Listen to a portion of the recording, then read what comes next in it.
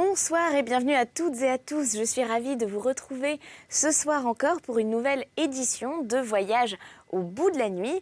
Alors, cette émission est la vôtre. Je vous rappelle que vous pouvez réagir avec nous et nous écrire grâce au hashtag VBN qui s'affiche en bas de votre écran. Et vous pouvez nous laisser vos petits mots sur les réseaux sociaux. Voilà, ceci étant dit, on va tout de suite continuer, poursuivre la lecture de Jacques le Fataliste. Alors Jacques le Fataliste, c'est un roman de Denis Diderot. Alors Denis Diderot, vous le connaissez puisque c'est celui qui est le grand instigateur de l'encyclopédie. Voilà, celui qui est à la tête du projet, entre autres. Il n'était pas tout seul, mais c'est lui qui a quand même lancé l'idée. Et pour la petite information, c'est quelqu'un qui, très tôt, a été poussé par ses parents pour être religieux. Voilà, son père voulait absolument qu'on le fasse moine ou chanoine, quelque chose comme ça, comme son oncle. Et à 13 ans, d'ailleurs, son père le prend, l'amène alors chez le coiffeur ou dans la salle de bain, ou je ne sais pas où, il n'était peut-être pas à l'époque, et lui fait une tonsure. Et le pauvre petit a 13 ans et il se retrouve comme ça avec déjà une tonsure de moine.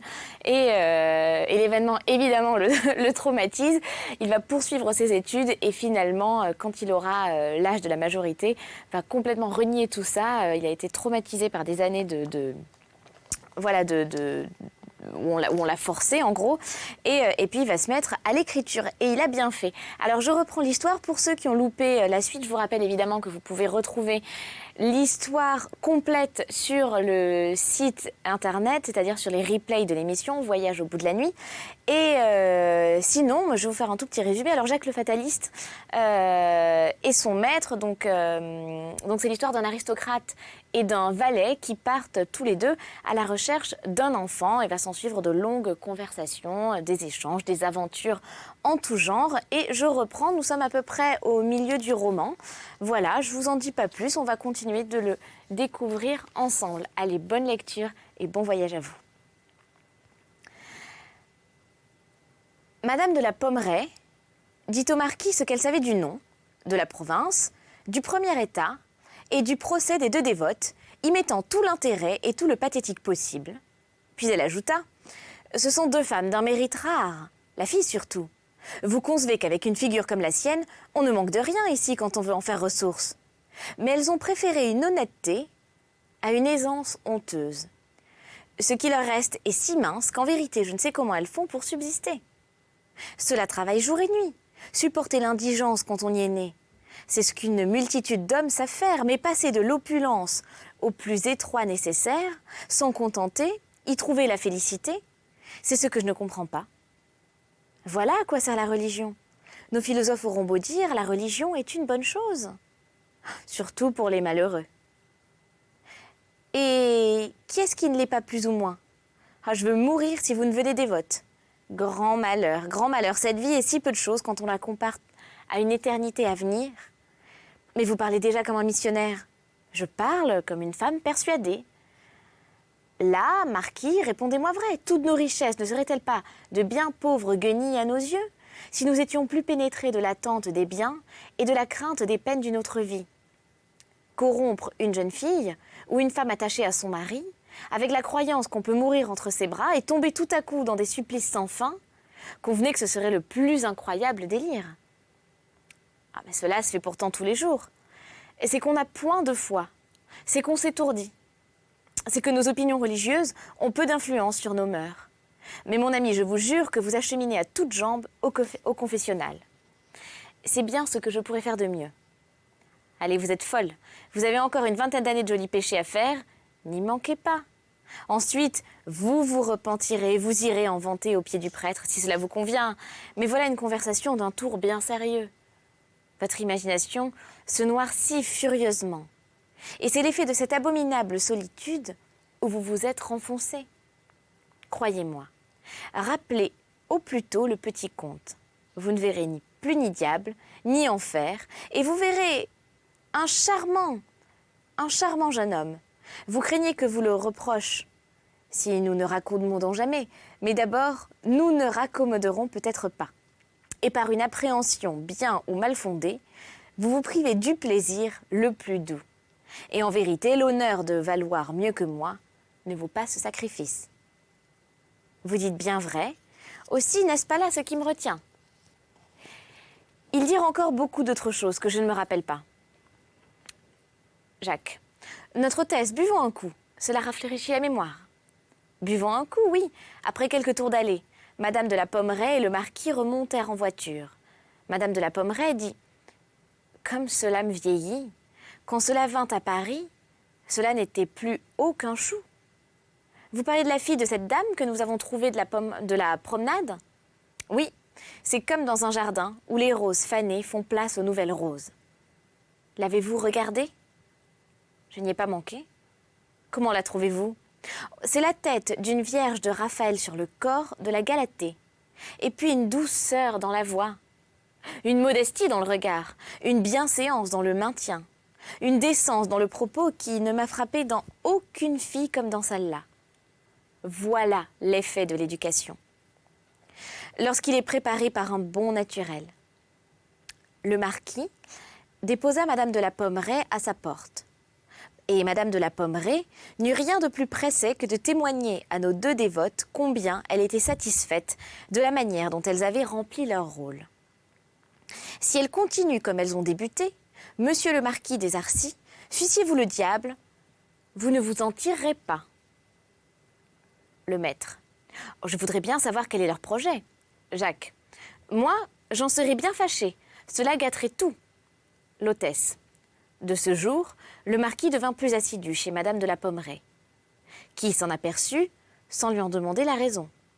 Elle ne lui parlait jamais la première des deux dévotes. Elle attendait qu'il entamât ce texte, ce que le marquis faisait toujours d'impatience et avec une indifférence mal simulée. Le marquis. Avez-vous vu vos amis? Madame de la Pommeraye, non. Le marquis. Savez-vous que cela n'est pas trop bien? Vous êtes riche. Elles sont dans le malaise et vous ne les invitez pas même à manger quelquefois. Madame de la Pommeraye. Je me croyais un peu mieux connue de monsieur le marquis. L'amour autrefois me prêtait des vertus. Aujourd'hui, l'amitié me prête des défauts. Je les ai invitées 10 fois sans avoir pu les obtenir une. Elles refusent de venir chez moi par des idées singulières, et quand je les visite, il faut que je laisse mon carrosse à l'entrée de la rue et que j'aille en déshabillé, sans rouge et sans diamant. Il ne faut pas trop s'étonner de leur circonspection. Un faux rapport suffirait pour aliéner l'esprit d'un certain nombre de personnes bienfaisantes et les priver de leur secours. Marquis, le bien apparemment coûte beaucoup à faire, surtout aux dévots. Puisque le plus léger prétexte suffit pour les en dispenser, si l'on savait que j'y prends intérêt, bientôt on dirait « Madame de la Pommeraye les protège, elles n'ont besoin de rien. » Et voilà les charités supprimées. Les charités? Oui, monsieur, les charités. Vous les connaissez? Et elles en sont aux charités? Encore une fois, marquis, je vois bien que vous ne m'aimez plus et qu'une partie de votre estime s'en est allée avec votre tendresse. Et qui est-ce qui vous a dit que si ces femmes étaient dans le besoin des aumônes de la paroisse, c'était de ma faute? Pardon, madame, 1000 pardons, j'ai tort. Mais quelle raison de se refuser à la bienveillance d'une amie? Ah, marquis, nous sommes bien loin, nous autres gens du monde, de connaître les délicatesses scrupuleuses des âmes timorées. Elles ne croient pas pouvoir accepter les secours de toute personne, indistinctement. C'est nous ôter le meilleur moyen d'expier nos folles dissipations. Mais point du tout. Je suppose, par exemple, que monsieur le marquis des Arcis fut touché de la compassion pour elle. Que ne fait-il passer ses secours par des mains plus dignes et moins sûres? Cela se peut.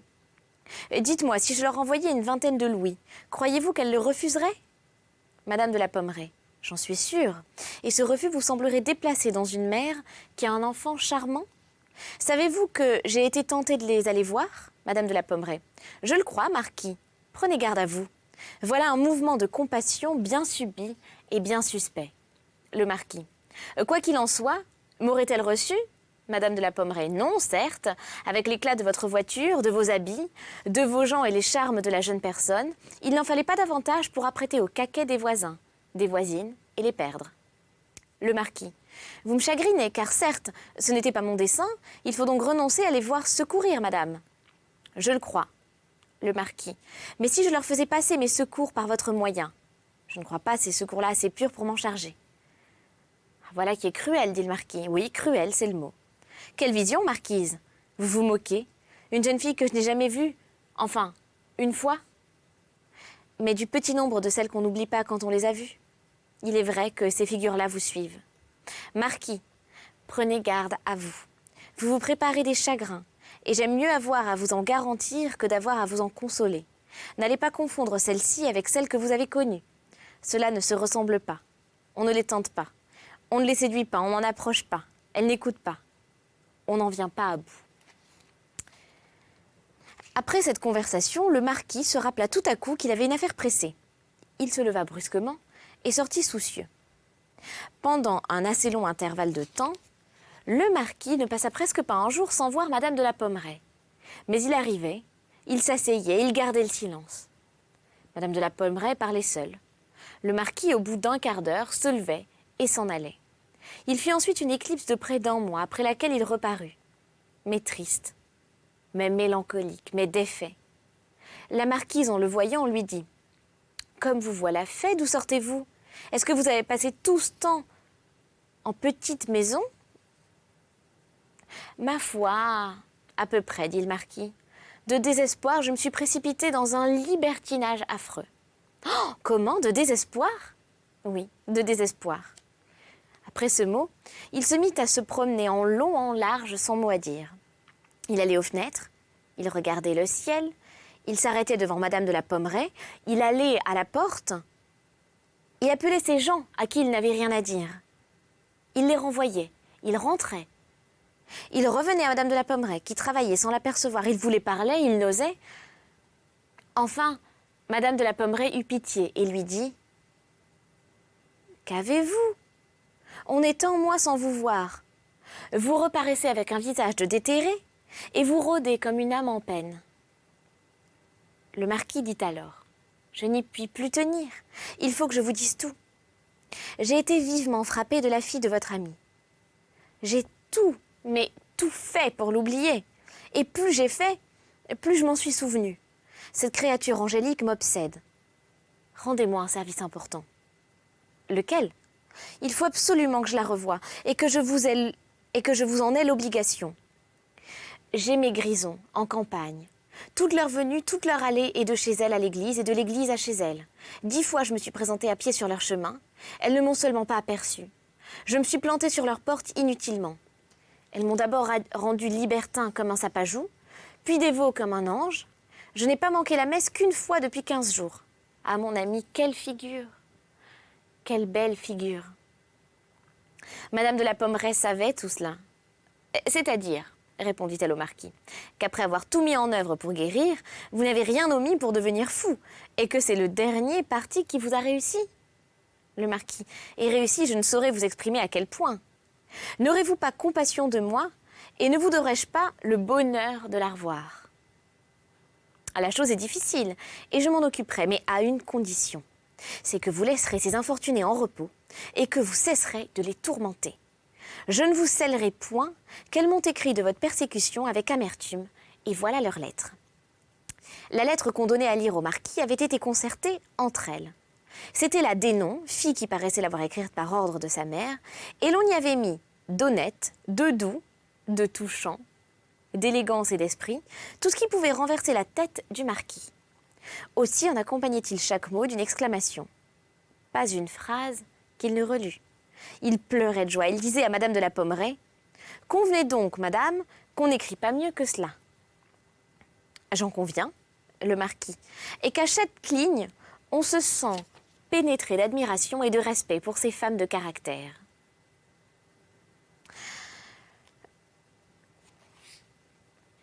Lorsque Madame de la Pommeraye crut le marquis bien préparé pour le succès de son dessein, elle arrangea avec les 2 femmes qu'elles viendraient dîner chez elle, et avec le marquis que pour leur donner le change, il les surprendrait en habit de campagne, ce qui fut exécuté. On en était au second service lorsqu'on annonça le marquis. Le marquis. Madame la Pommeraye et les 2 Dénon jouèrent supérieurement l'embarras.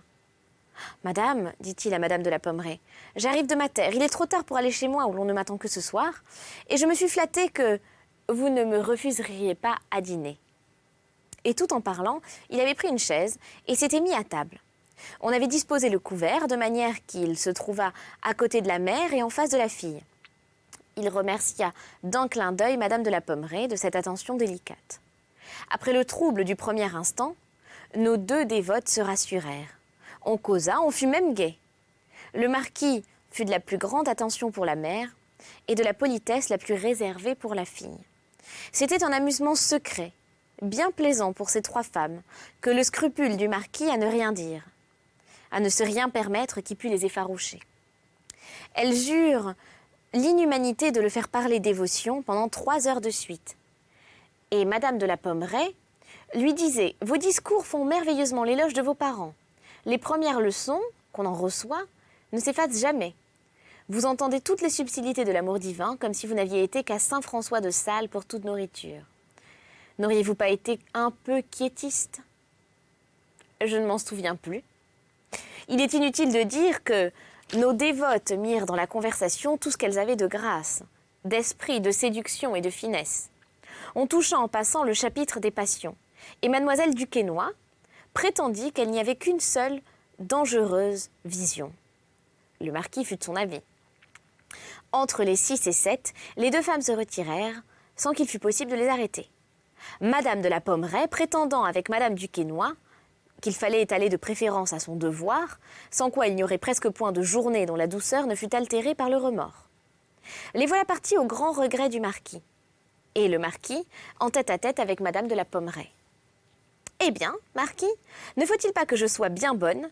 Trouvez-moi à Paris une autre femme qui en fasse autant. » Le marquis se jetant à ses genoux. « J'en conviens, il n'y en a pas une qui vous ressemble. Votre bonté me confond. Vous êtes la seule véritable amie qu'il ait au monde. » Madame de la Pommeraye, êtes-vous bien sûre de sentir toujours également le prix de mon procédé? Je serais un monstre d'ingratitude si je m'en rabattais. Changeons de texte. Quel est l'état de votre cœur? Faut-il vous l'avouer franchement? Il faut que j'aie cette fille-là, ou que j'en périsse. Vous l'aurez sans doute, mais il faut savoir comme quoi nous verrons. Marquis, je vous connais, je les connais, tout est vu. Le marquis fut environ 2 mois sans se montrer chez Madame de la Pommeraye. Et voici ses démarches dans cet intervalle. Il fit connaissance avec le confesseur de la mère et de la fille. Ce prêtre, après avoir mis toutes les difficultés hypocrites qu'on peut apporter à une intrigue malhonnête, et vendu le plus chèrement qu'il lui fut possible la sainteté de son ministère, se prêta à tout ce que le marquis voulut. La première scélératesse de l'homme de Dieu, ce fut d'aliéner la bienveillance du curé et de lui persuader que ces 2 protégés de Madame de la Pommeraye obtenaient de la paroisse une aumône dont elle privait des indigents plus à plaindre qu'elle. Son but était de les amener à ses vues par la misère. Ensuite, il travailla au tribunal de la confession à jeter la division entre la mère et la fille. Lorsqu'il entendait la mère se plaindre de sa fille, il aggravait les torts de celle-ci et irritait le ressentiment de l'autre. Si c'était la fille qui se plaignit de sa mère, il lui insinuait que la puissance des pères et des mères sur leurs enfants était limitée et que si la persécution de sa mère était poussée jusqu'à un certain point, il ne serait peut-être pas impossible de la soustraire à une autorité tyrannique. Puis il lui donnait pour pénitence de revenir à confesse. Une autre fois, il lui parlait de ses charmes, mais lestement. C'était un des plus dangereux présents que Dieu eût pu faire à une femme. De l'impression qu'en avait éprouvé un honnête homme qu'il ne nommait pas, mais qui n'était pas difficile à deviner. Il passait de là à la miséricorde infinie du ciel et à son indulgence pour des fautes que certaines circonstances nécessitaient. À la faiblesse de la nature, dont chacun trouve l'excuse en soi-même, à la violence et à la généralité de certains penchants, dont les hommes les plus saints n'étaient pas exempts. Il lui demandait ensuite si elle n'avait point de désir, si le tempérament ne lui parlait pas en rêve, si la présence d'hommes ne la troublait pas. Ensuite, il agitait la question si une femme devait céder ou résister à un homme passionné, et laisser mourir et damner celui pour qui le sang de Jésus-Christ a été versé, et il n'osait la décider. Puis il poussait de profonds soupirs, il levait les yeux au ciel, il priait, la tranquillité des âmes en peine. La jeune femme le laissait aller. Sa mère et Madame de la Pommeraye, à qui elle rendait fidèlement les propos du directeur, lui suggéraient des confidences qui toutes tendaient à l'encourager. « Votre Madame de la Pommeraye est une méchante femme. » Jacques, c'est bientôt dit, sa méchanceté d'où lui vient-elle? Du marquis des Arcis? Rends celui-ci tel qu'il avait juré et qu'il devait être, et trouve-moi quelques défauts dans Madame de la Pommeraye. Quand nous serons en route, tu l'accuseras, et je me chargerai de la défendre. Pour ce prêtre, vil et séducteur, je te l'abandonne. Jacques répond, et c'est un si méchant homme que je crois que cette affaire-ci, je n'irai plus à confesse. Et vous, notre hôtesse? Oh, pour moi, je continuerai mes visites, mon vieux curé, qui n'est pas curieux, et qui n'entend que ce qu'on lui dit. Si nous buvions un thé à la santé de votre curé. L'hôtesse. Pour cette fois, je vous ferai raison, car c'est un bon homme qui, les dimanches et jours de fête, laisse danser les filles et les garçons, et qui permet aux hommes et aux femmes de venir chez moi, pourvu qu'ils n'en sortent pas ivres, à mon curé. À mon curé, à votre curé. Nos femmes ne doutaient pas qu'incessamment l'homme de Dieu ne hasarda de remettre une lettre de sa pénitence, ce qui fut fait. Mais avec quel ménagement! Il ne savait de qui elle était. Il ne doutait point que ce ne fût que quelque âme bienfaisante et charitable qui avait découvert leur misère et qui leur proposait des secours. Il en remettait assez souvent de pareils. Au demeurant, vous êtes sage. Madame votre mère est prudente, et j'exige que vous ne l'ouvriez qu'en sa présence. Mademoiselle du Quesnoy accepta la lettre et la remit à sa mère, qui la fit passer sur le champ à Madame de la Pommeraye. Celle-ci, munie de ce papier, fit venir le prêtre, l'accabla des reproches qu'il méritait et le menaça de le déférer à ses supérieurs, si elle entendait encore parler de lui. Dans cette lettre, le marquis s'épuisait en éloges de sa propre personne, en éloges de Mademoiselle du Quesnoy, peignait sa passion aussi violente qu'elle l'était, et proposait des conditions fortes, même un enlèvement. Après avoir fait la leçon au prêtre, Madame de la Pommeraye appela le marquis chez elle, lui représenta combien sa conduite était peu digne d'un galant homme, jusqu'où elle pouvait être compromise, lui montra sa lettre et protesta que malgré la tendre amitié qui les unissait, elle ne pouvait se dispenser de la produire au tribunal des lois et de la remettre à Madame du Quesnoy. Les trois femmes tinrent conseil. La mère et la fille inclinaient à accepter. Mais ce n'était pas là le compte de Madame de la Pommeraye. Elle revint sur la parole qu'on lui avait donnée. Elle menaça de tout révéler, et au grand regret de nos deux dévotes, dont la jeune détacha de ses oreilles des girandoles qui lui allaient si bien, l'écrin et la lettre furent renvoyés avec une réponse pleine de fierté et d'indignation. Madame de la Pommeraye se plaignit au marquis du peu de fonds qu'il y avait à faire de ses promesses. Le marquis s'excusa sur l'impossibilité de lui proposer une commission si indécente. « Marquis, lui dit Madame de la Pommeraye, je vous ai déjà prévenu, et je vous le répète, vous n'en êtes pas où vous voudriez. Mais il n'est plus temps de vous prêcher, ce serait parole perdue. Il n'y a plus de ressources. » Le marquis avoua qu'il le pensait comme elle, et lui demanda la permission de faire une dernière tentative. C'était d'assurer des rentes considérables sur les deux têtes, de partager sa fortune avec les deux femmes, et de les rendre propriétaires à vie d'une des maisons à la ville, et d'une autre à la campagne. « Faites !» lui dit la marquise, « je n'interdis que la violence. Mais croyez, mon ami, que l'honneur et la vertu, quand elle est vraie, n'ont point de prix aux yeux de ceux qui ont le bonheur de les posséder. Vos nouvelles offres ne réussiront pas mieux que les précédentes. Je connais ces femmes, et j'en ferai la gageure. » Les nouvelles propositions sont faites. Autre conciliabule des trois femmes, la mère et la fille attendaient en silence la décision de Madame de la Pommeraye.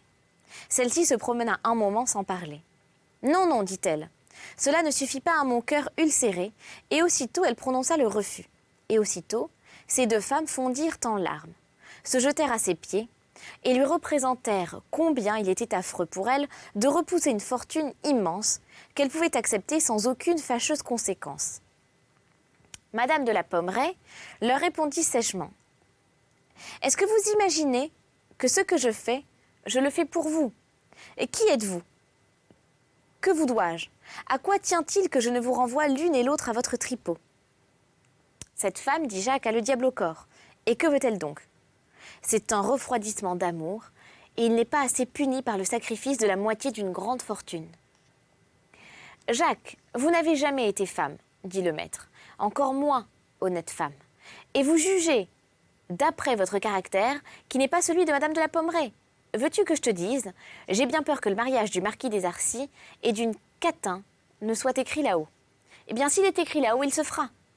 Le marquis ne tarda pas à reparaître chez Madame de Pommeraye. Eh bien, lui dit-elle, vos nouvelles offres? Faites et rejetez, dit-il.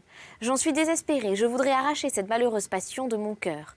Je voudrais m'arracher le cœur, et je ne saurais. Marquise, regardez-moi. Ne trouvez-vous pas qu'il y a entre cette jeune fille et moi quelques traits de ressemblance? Je ne vous en avais rien dit, mais je m'en étais aperçue. Il ne s'agit pas de cela, que résolvez-vous? Le lendemain, le marquis écrivit à la marquise qu'il partait pour sa campagne et qu'il y restait tant qu'il pourrait, et qu'il la suppliait de le servir auprès de ses amis, si l'occasion s'en présentait. Son absence fut courte. « Ce pauvre marquis me fait pitié, dit Jacques. Pas trop à moi. Oh, il descendit à la porte de Madame de la Pommeraye, dit l'hôtesse. Elle était sortie. En rentrant, elle trouva le marquis étendu dans un fauteuil, les yeux fermés et absorbé dans la plus profonde rêverie. Ah, marquis, vous voilà. La campagne n'a pas eu de long charme pour vous. Eh non, lui répondit-il. Je ne suis bien nulle part et j'arrive déterminé à la plus haute sottise qu'un homme de mon état, de mon âge et de mon caractère puisse faire. Mais il vaut mieux épouser que de souffrir, alors j'épouse. Madame de la Pommeraye. Marquis, l'affaire est grave et demande de la réflexion. Le marquis. Je n'en ai fait qu'une, mais elle est solide. C'est que je ne puis jamais être plus malheureux que je ne le suis. Madame de la Pommeraye. Vous pourriez vous tromper. Oh, la traîtresse. Voici donc enfin, mon ami, une négociation dont je puis, ce me semble, vous charger honnêtement. Voyez la mère et la fille, interrogez la mère, sondez le cœur de la fille, et dites-leur mon dessein. Madame de la Pommeraye. Tout doucement, marquis. J'ai cru les connaître assez pour ce que j'en avais à faire. Mais à présent, il s'agit du bonheur de mon ami. Il me permettra d'y regarder de plus près. Je m'informerai dans leur province et je vous promets de les suivre pas à pas pendant toute la durée de leur séjour à Paris. La surprise et la consternation de ce pauvre marquis ne peuvent se rendre. Il ne savait qu'en penser. Mais son incertitude ne dura que le temps d'aller d'un bout de la ville à l'autre. Il ne rentra point chez lui de tout le jour, il erra dans les rues, sa belle-mère et sa femme eurent quelques soupçons de ce qui s'était passé. Au premier coup de marteau, la belle-mère se sauva dans son appartement et s'y enferma à clé. Sa femme l'attendit seule. À l'approche de son époux, elle lut sur son visage la fureur qu'il possédait. Elle se jeta à ses pieds, la face collée contre le parquet sans mot dire. « Retirez-vous, lui dit-il, infâme, loin de moi !» Elle voulut se relever, mais elle tomba sur son visage, les bras étendus à terre entre les pieds du marquis. « Monsieur, lui dit-elle, foulez-moi aux pieds, écrasez-moi, car je l'ai mérité. Faites de moi tout ce qu'il vous plaira, mais épargnez ma mère. » « Retirez-vous, reprit le marquis. « Retirez-vous, c'est assez de l'infamie dont vous m'avez couvert. Épargnez-moi un crime. » La pauvre créature resta dans l'attitude où elle était et ne lui répondit rien. Le marquis était assis dans un fauteuil, la tête enveloppée de ses bras, et le corps à demi penché sur les pieds de son lit, hurlant par intervalles sans la regarder. « Retirez-vous, retirez-vous » Le silence et l'immobilité de la malheureuse le surprirent. Il lui répéta d'une voix plus forte encore « Qu'on se retire, est-ce que vous ne m'entendez pas ?» Ensuite, il se baissa, la poussa durement et reconnaissant qu'elle était sans sentiment et presque sans vie, il la prit par le milieu du corps, l'étendit sur un canapé, attacha un moment sur elle des regards où se peignaient alternativement la commisération et le courroux. Il sonna, des valets entrèrent, on appela ses femmes à qui il dit « Prenez votre maîtresse qui se trouve mal, portez-la dans son appartement et secourez-la ». Peu d'instants après, il envoya secrètement savoir de ses nouvelles. On lui dit qu'elle était revenue de son premier évanouissement, mais que les défaillances, se succédant rapidement, elles étaient si fréquentes et si longues qu'on ne pouvait lui répondre rien. Voilà, on va s'arrêter là pour cette lecture. Merci de nous avoir suivis. On se retrouve très très bientôt pour une nouvelle émission jusqu'au bout de la nuit. Vous le savez, d'ici là, prenez soin de vous et à très bientôt sur D8. Merci, à très vite. Ciao.